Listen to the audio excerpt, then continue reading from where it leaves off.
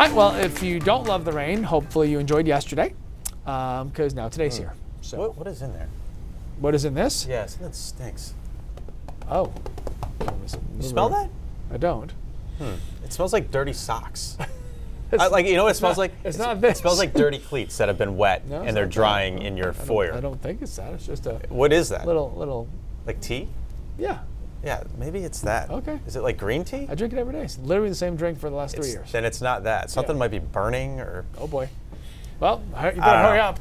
See if you can get to the bottom of this. You better hurry up before the alarm You've goes been off. playing out on the fields, No, playing some soccer? You're wearing dirty socks? Brand new sneakers. Brand new sneakers. And no socks. Okay, and no socks. I'm saying. Well, maybe that's the problem. Well, but no, I just put them on this morning, so it couldn't be that bad yet. Okay, all right. I So showered, it's too. not you. It's officially not Goldberg. Okay. Phew. I'm getting a little. I put on deodorant and Hey, everything. let's go. I got a ton to talk about, but yeah, I don't know. There's definitely a foul smell over there.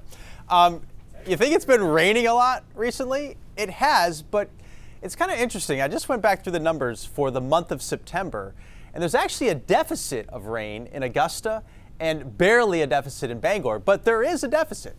Portland's got about a half inch over what we should have seen to this point in the month. We're about to add to these numbers, though, and we're all going to be flooded with some rains that'll be above the normal. So here we go, another round of heavy downpours that are blossoming here in the Northeast.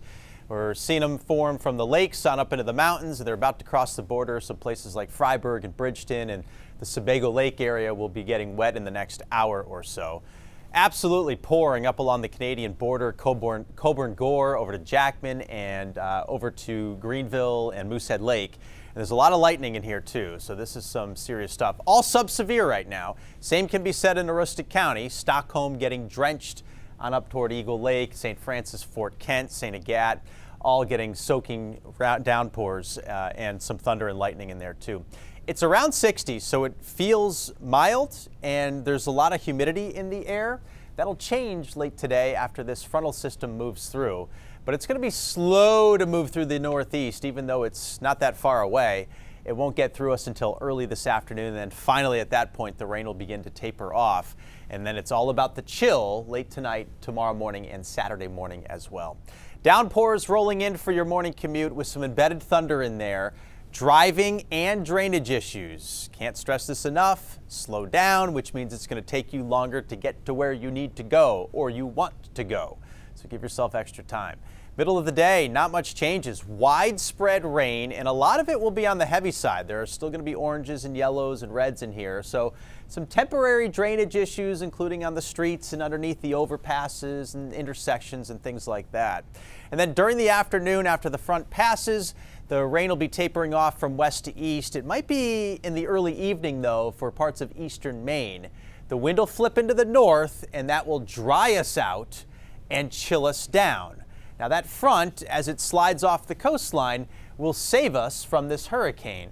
It won't be able to save, however, the Canadian Maritimes from the hurricane, and it looks like it's still going to blast into Cape Breton and Newfoundland. For us, we're on the west side of it, which means gusty winds out of the north, which are dry, and we'll have some sunshine, but it will be blustery for Friday and for Saturday. Sunday looks like the weekend pick, and then another slow-moving system for early next week, with the potential for some more heavier showers on Monday and Tuesday. Fiona still a Cat 4 as it approaches Bermuda, which is right there. It's going to stay to the north of it, so no direct hit for Bermuda, which is great. But then it barrels into maritime Canada Friday night and Saturday morning. For us, we are going to see some wind, which will be ramping up during the day tomorrow, and will be gusting in the 30s tomorrow, so very breezy tomorrow.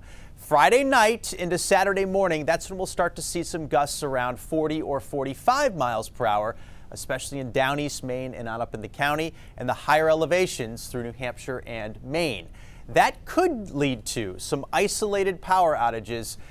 Not helping us is the fact that the leaves are still on the trees, so they act like sails and they could break some branches, leading to a couple of power outages. But for the most part, we're going to avoid any major issues. There's the marine forecast. Gale watches as the storm swings by Friday and Saturday. Downpours around for most of the morning and early afternoon, tapering off later in the afternoon, highs in the 60s. Chilly and brisk tomorrow, partly sunny skies in the 50s. Saturday's nice, mostly sunny in the mid to upper 60s, but it will be quite breezy. and then partly sunny on Sunday with more showers expected early next week. There you go. All right, sir. September looks like September. So there you It go. does, doesn't it? Thank you, sir. Appreciate it.